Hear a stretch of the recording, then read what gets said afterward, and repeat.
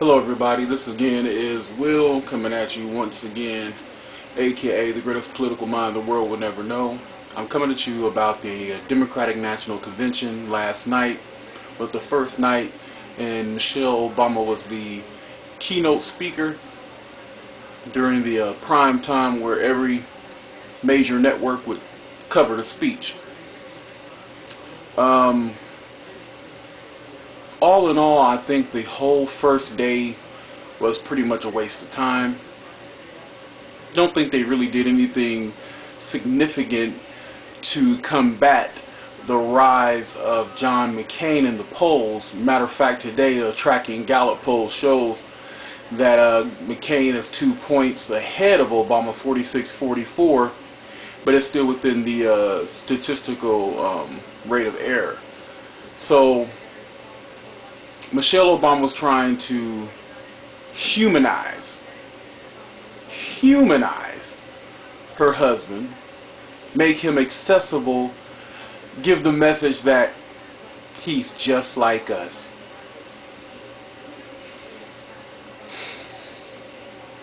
That is just sad.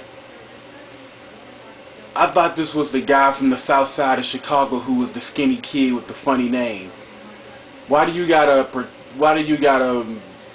make it so that you can be so relatable? Oh, that's right, because the Republicans have painted you for what you really are, a liberal elitist who really does not have anything to do with poor people anymore, who's never really done anything, who's never really accomplished anything of significance that would propel you to the world stage as the first black president of the United States. You know, a lot of people say that, well, the main thing last night was to, like I said, humanize him, to make him just like us. But honestly, he's an American. He's just like us. I mean, he has 2 kids, 2 adorable little daughters, one 10, one 7. He has a very interesting, very intelligent wife, very pretty wife. And he loves his kids, you can tell. He loves his wife. So he's just like us. I don't think there's any question that he's just like us. Yeah, he's made a couple dollars. You know, he's a millionaire now. He's a millionaire senator from Illinois. So he's not quite just like us, but then again, he's a family man who's made good. I mean, nobody's going to knock you for making it big in America. Isn't that what America is supposed to be? The promise of our prosperity is that everybody can share in it. Obama made millions off his books.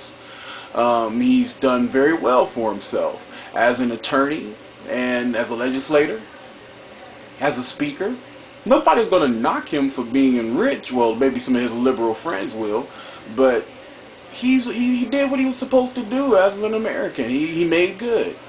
I don't think people hold that against him, and that's why I think that is what the failure of the first night was, because I don't think you need to humanize him. I think you need to show us why he should be president.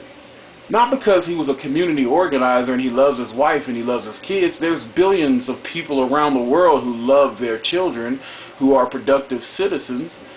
But does that make them eligible to have their hand, their finger on the button of over 3,000 nuclear warheads?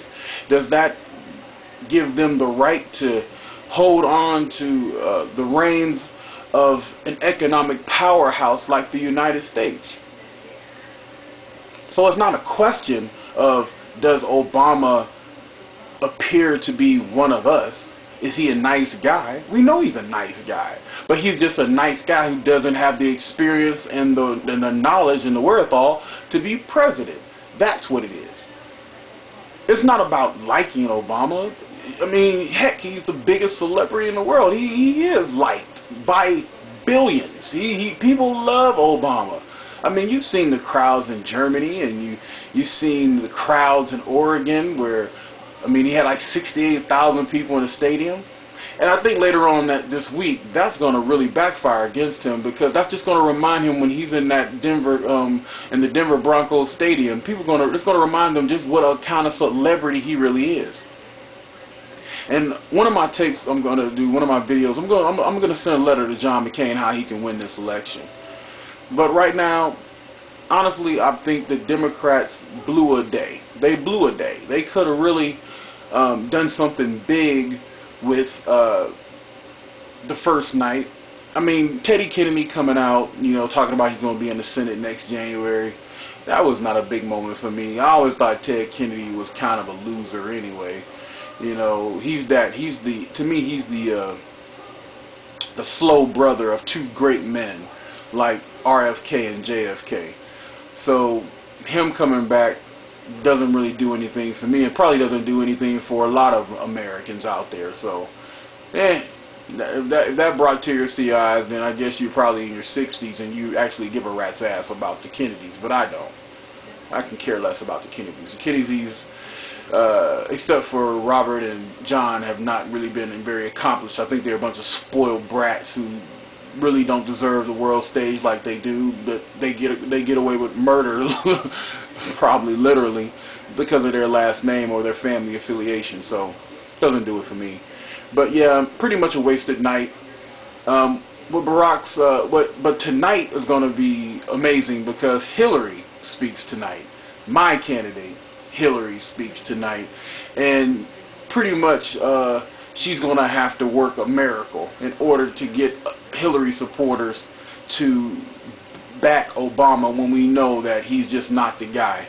And if you love your country, you understand you really can't vote for Obama. I just wish Obama was Colin Powell or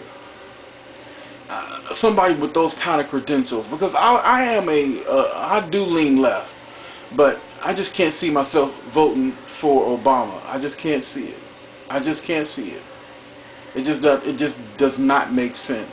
To me, he's an entitlement kid who, you know, one thing I learned interesting about Obama lately is that his grandmother was a vice president of a bank, and he got into Columbia University with subpar grades.